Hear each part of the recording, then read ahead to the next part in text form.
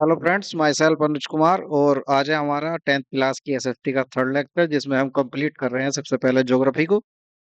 और इसमें हम पढ़ने वाले हैं अपना पहला चैप्टर, जिसका है थर्ड लेक्चर। चैप्टर का नाम है रिसोर्स एंड डेवलपमेंट। तो गाइस, जैसा कि आप सभी जानते हैं कि हम लास्ट क्लास में पढ़ चुके थे, प्रोसेस ऑफ ट्रांसफॉर्मेशन भी हमने जान लिया था और क्लासिफिकेशन ऑफ रिसोर्सेज के बारे में भी हमने बात कर ली थी।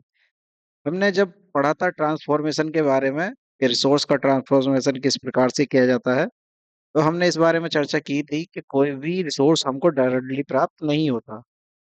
उनको क्या किया जाता है, ट्रांसफॉर्म किया जाता है या डेवलप किया जाता है। तो आज हम पढ़ने वाले हैं डेवलपमेंट ऑफ रिसोर्सेज के बारे में, कि किस प्रकार से रिसोर्स का डेवलपमेंट होता है। सबसे पहले हम जानेंगे इनकी इम्पोर्टेंस के बारे में। इम्पोर्टेंस ऑफ रिसोर्सेज क्या है? जैसा कि आप सभी जानते हैं कि सभी ह्यूमन सर्वाइवल के लिए क्या होता, रिसोर्स की जरूरत होती है। और अगर रिसोर्स हमारे एनवायरनमेंट में नहीं है और हमारे पास नहीं है, तो हम सरवाइव नहीं कर पाएंगे। इसी बात को सबसे पहले पॉइंट में यहाँ पर बताया गया है कि इस रिसोर्स क्या है, एसेंशियल है फॉर ह्यूमन सर्वाइवल। यानी कि ह्यूमन सर्वाइवल के लिए रिसोर्स का होना बहुत ही ज्यादा जरूरी है। सेकंड, इसमें बताया गया है help in maintaining the quality of life. यदि हम चाहते हैं कि हमारे जीवन की गुणवत्ता बनी रहे, तो उसके लिए जरूरी क्या है, रिसोर्स का डेवलपमेंट होना बहुत जरूरी है। यदि रिसोर्स डेवलपमेंट नहीं होंगे, डेवलप नहीं किए जाएंगे, तो वे हमारे किसी यूज के नहीं है। और अगर वे हमारे किसी यूज के नहीं है, तो उनकी वजह से क्या होगा, हमारी जो क्वालिटी ऑफ लाइफ है वो मेंटेन नहीं हो पाएगी। अब रिसोर्स का डेवलपमेंट किस प्रकार से होना है, कैसे होना है, ये सब बात करेंगे। लेकिन सबसे पहले बात करते हैं कि पहले के लोग क्या सोचते थे इस बारे में, रिसोर्स के बारे में। पास्ट बिलीफ की अगर हम चर्चा करें, तो जो पहले के लोग थे वहां पर चर्चा ये थी कि जो रिसोर्स हैं, आज भी लोग ये मान के चलते हैं कि रिसोर्स क्या है। अगर उन्हें कोई चीज दिखाई दे रही है, सड़क पर खड़ी हुई पेड़ पौधे दिखाई दे रहे हैं, तो उन्हें क्या लगता है, ये क्या है, फ्री रिसोर्सेज है। लेकिन मैं आप सभी को बता दूं कि रिसोर्स कभी भी फ्री नहीं होते। हाँ, ये तो है कि वे नेचर के गिफ्ट हैं हमारे लिए, लेकिन कोई भी रिसोर्स फ्री नहीं हो सकता। ये बात आप अच्छे से जान लीजिएगा। तो पहला जो हमारा वो है पॉइंट यही है। पास्ट बिलीफ ऐसा था कि ये माना जाता था कि रिसोर्स वर कंसीडर, ऐसे माने जाते थे, फ्री गिफ्ट ऑफ नेचर, के वे नेचर के क्या है, फ्री गिफ्ट है। लेकिन जैसा कि हमने ट्रांसफॉर्मेशन ऑफ रिसोर्सेज में ही बताया, कोई भी रिसोर्स डायरेक्टली हमारे किसी काम का नहीं होता जब तक उसको प्रोसेस न कर लिया जाए या ट्रांसफॉर्म न कर लिया जाए। तो वही बात यही पर यहाँ पर भी है कि रिसोर्स को क्या करा जाता था, फ्री गिफ्ट माना जाता था ऑफ नेचर, जबकि ऐसा नहीं है। सेकेंड है इसमें, this lead to their discriminate use by humans, और ह्यूमंस के द्वारा उसका क्या करा गया, भेदभाव होने लगे। किसी के पास रिसोर्स ज्यादा चले गए, किसी के पास रिसोर्स कम रह गए, तो उससे क्या हो गया, एक प्रकार का भेदभाव की स्थिति हमारे समाज में, सोसाइटी में बन गई। बात करते हैं कि यदि रिसोर्स का डेवलपमेंट ठीक से नहीं हुआ या रिसोर्स प्लानिंग ठीक से नहीं हुई, तो किस प्रकार की समस्याएं हमें फेस करनी पड़ सकती हैं। तो यहाँ पर हमारी हेडिंग है major problems due to over use. यदि हम रिसोर्स का बहुत ज्यादा यूज करते हैं, तो उससे किस प्रकार की समस्याएं हमारे सामने आ सकती हैं। तो सबसे पहला है रिसोर्स का, अब जब ज्यादा यूज करेंगे रिसोर्स का, तो उससे क्या होगा, रिसोर्स का डिप्लीटेशन होगा, यानी कि रिसोर्स क्या हो जाएंगे, हमारे कम हो जाएंगे। और जब हमारे रिसोर्स कम हो जाएंगे, तो क्या होगा, to satisfy the greed of a few, तो कुछ ही लोगों की क्या हो पाएगी, लालच, संतुष्टि हो पाएगी। ठीक है ना। सेकेंड है हमारा अनइक्वल डिस्ट्रीब्यूशन। क्या हुआ, जब रिसोर्स का अनइक्वल डिस्ट्रीब्यूशन किया गया है, तो उससे क्या होगा, ये भी कुछ लोगों के हाथ में पहुंचा, तो इससे भी क्या हुआ, रिसोर्स का डेवलपमेंट ठीक से नहीं हो पा रहा।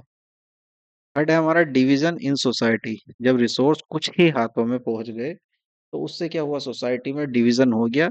कोई रिच हो गया जिसके पास ज्यादा रिसोर्स हो गए, और कुछ पुअर हो गए जिनके पास रिसोर्स कम रह गए। जिनके पास रिसोर्स ज्यादा है तो वे रिच हो गए। ठीक है ना। और इससे दो प्रकार के वर्ग हमारे सामने उभर कर आए, एक हैव्स और एक हैव नॉट्स। ठीक है ना।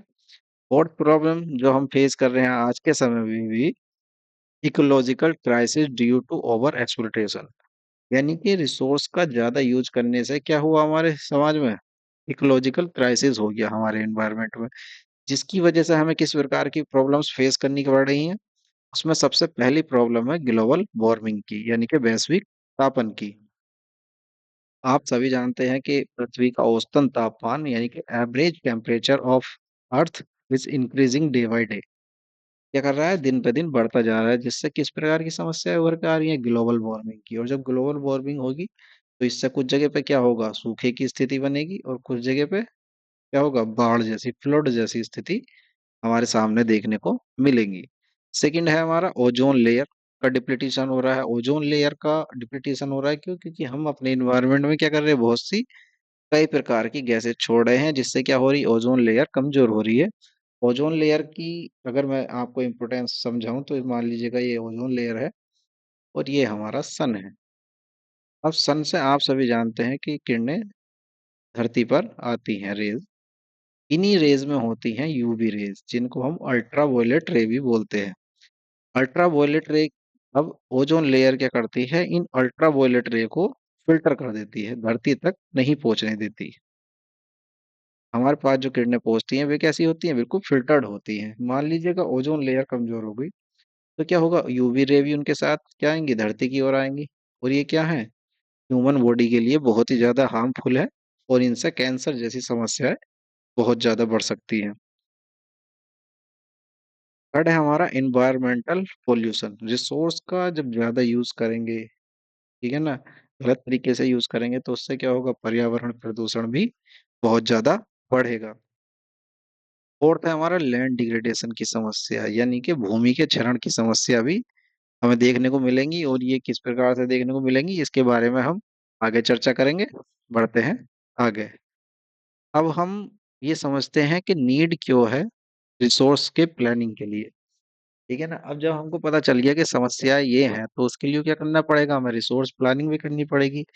तो रिसोर्स प्लानिंग क्यों करनी है, कैसे करनी है, उसके बारे में और किस लिए करनी है। तो सबसे पहले हम जानते हैं किस लिए हमें रिसोर्स प्लानिंग की जरूरत है। तो इसमें सबसे पहला हमारा हेडिंग है इक्विटेबल डिस्ट्रीब्यूशन ऑफ रिसोर्सेज, यानी कि ताकि हम क्या कर सके, रिसोर्स का इक्वल डिस्ट्रीब्यूशन कर सके, ताकि ऐसा ना हो कि रिसोर्स कुछ ही पर्सनल लोगों के हाथ में या इंडिविजुअल लोगों के हाथ में खो जाए।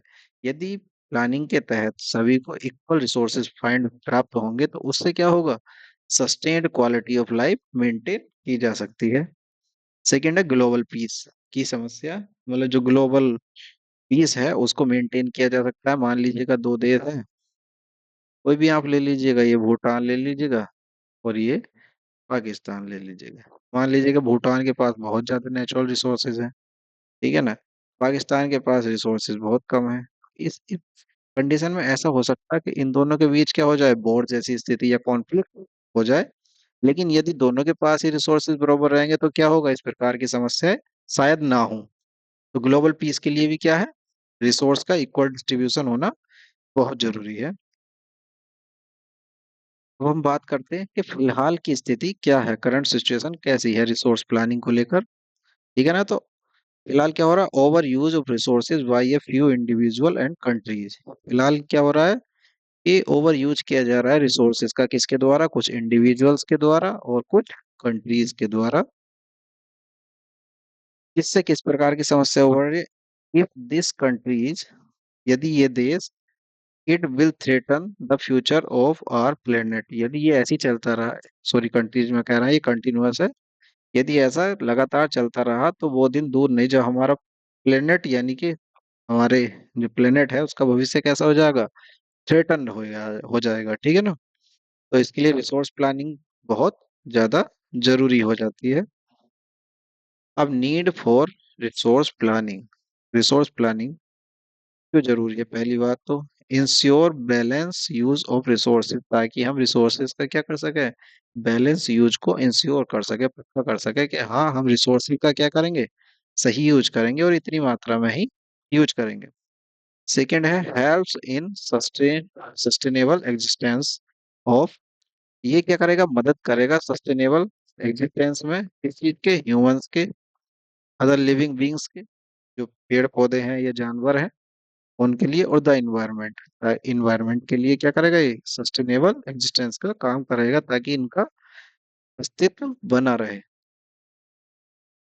सस्टेनेबल एग्जिस्टेंस क्या है, इसके बारे में बात करते हैं। सस्टेनेबल एग्जिस्टेंस का सीधा सा मतलब है ये पहले हम ये पढ़ लेते हैं। It means living in harmony with nature, यानी कि सद्भाव के साथ क्या करना, नेचर के साथ, प्रकृति के साथ रहना, विदाउट डिप्लीटेशन ऑफ रिसोर्सेज, मतलब रिसोर्सेज का कम से कम ह्रास करते हुए प्रकृति के साथ एक सद्भाव संबंध बनाए रखना क्या है हमारा, सस्टेनेबल एग्जिस्टेंस है। मतलब कुल मिलाकर अगर मैं बहुत सीधी बात में करूँ तो ये है कि हमारी प्रकृति है, नेचर है, इसके साथ इस प्रकार से रहो कि जो भी रिसोर्स आपके पास है, आपके इन्वायरमेंट में है, उनका गलत यूज ना हो, उनके साथ एक सद्भाव रिलेशन यानी कि हार्मनी रिलेशन बना रहे।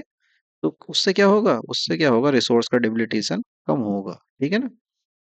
और यदि ऐसा होगा, यदि आपने सस्टेनेबल एग्जिस्टेंस को फॉलो कर लिया, then you will be it, मतलब आप क्या करोगे, इट इज ए की कंपोनेंट ऑफ सस्टेनेबल डेवलपमेंट। अब क्या करोगे, आप समावेशी विकास की ओर बढ़ सकते हो, की कंपोनेंट हो सकता है ये बात, ठीक है ना। तो आज की क्लास में इतना ही रखते हैं। आई होप आपको समझ में आया होगा। मिलेंगे फिर से एक नए लेक्चर के लिए, तो थैंक यू।